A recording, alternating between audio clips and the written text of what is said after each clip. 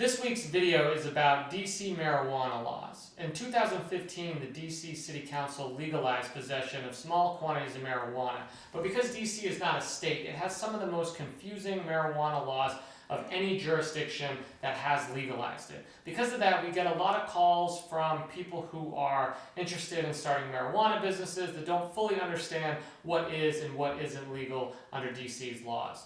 My name is Joseph Scrofano, and I'm the founder of Scrofano Law PC, a criminal DUI and cannabis defense firm in Washington, D.C. that serves clients in D.C., Northern Virginia, and Southern Maryland. And in this video, I'm going to be specifically discussing why DC legalized marijuana, why, unlike places like Colorado and California, it doesn't have recreational dispensaries. So, it's important to keep in mind throughout this video that at least as of now, marijuana possession remains illegal under federal law, and that any discussion of legalization only applies to local DC law. That said, in December of 2020, the U.S. House of Representatives passed the MORE Act, the Marijuana Opportunity Reinvestment and Expungement Act, which is a phenomenal piece of legislation for anyone that cares about legalization of cannabis. It, among other things, would remove marijuana from the list of controlled substances under the Federal Controlled Substances Act. The law would basically remove all cannabis enforcement from federal jurisdiction and allow states to fully decide criminal cannabis laws. However, at this point, it's just legislation, it's not law.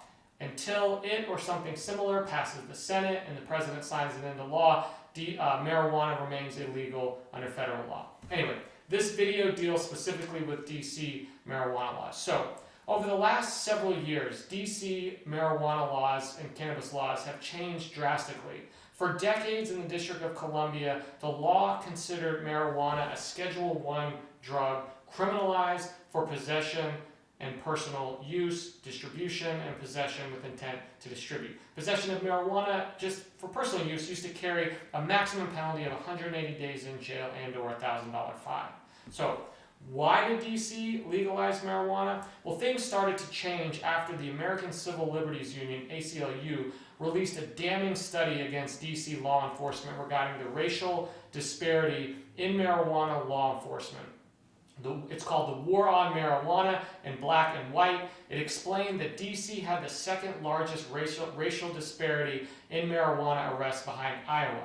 According to the report, DC arrested about 1,489 African Americans to 186 white Americans per 100,000 residents.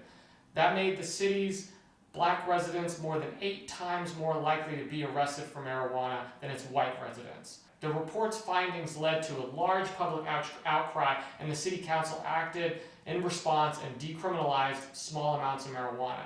However, decriminalization did not last long because pro-marijuana advocates led by the DC Cannabis campaign successfully got a ballot initiative to legalize marijuana in the 2014 elections.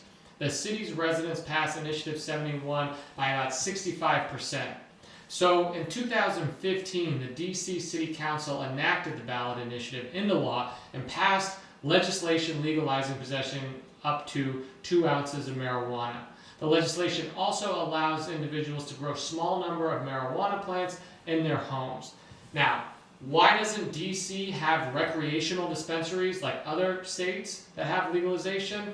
Subsequent to passing the legislation, a Republican Congressman, Andy Harris from the state of Maryland, who represents a district in or around Ocean City, year after year would sneak into a spending bill a rider in the United States Congress legislation which would block the city from using its federal funds to create a legalized recreational dispensary like other states have. He would put this rider in every single year in an effort to impose his will on the close to 700,000 residents whom he does not represent.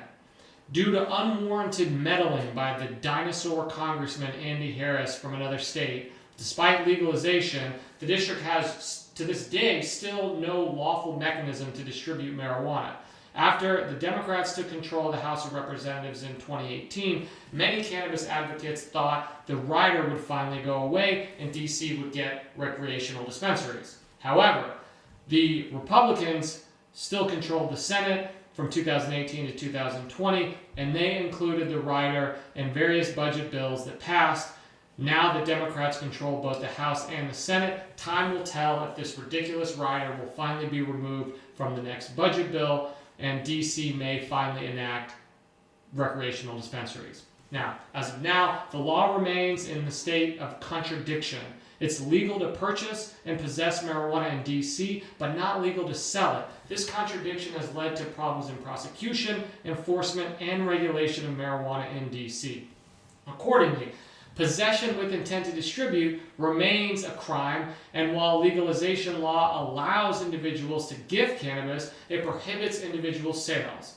Around 2017-2018, the Metropolitan Police Department began cracking down on these so-called gray area companies that would host events and gift marijuana in exchange for purchasing other unrelated items like a t-shirt or a sticker or whatever.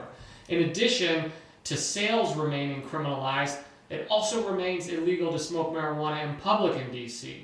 The law for public marijuana consumption closely mirrors the district's law for possession of an open container of alcohol in public. It's illegal to smoke or ingest weed in any park, alley, street, sidewalk, or parking area, as well as any publicly accessible private establishment like a bar or club.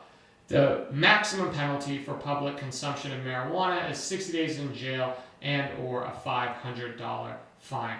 The Office of Attorney General for the District of Columbia prosecutes smoking marijuana in public and usually offers diversion or some type of what's called a post and forfeit.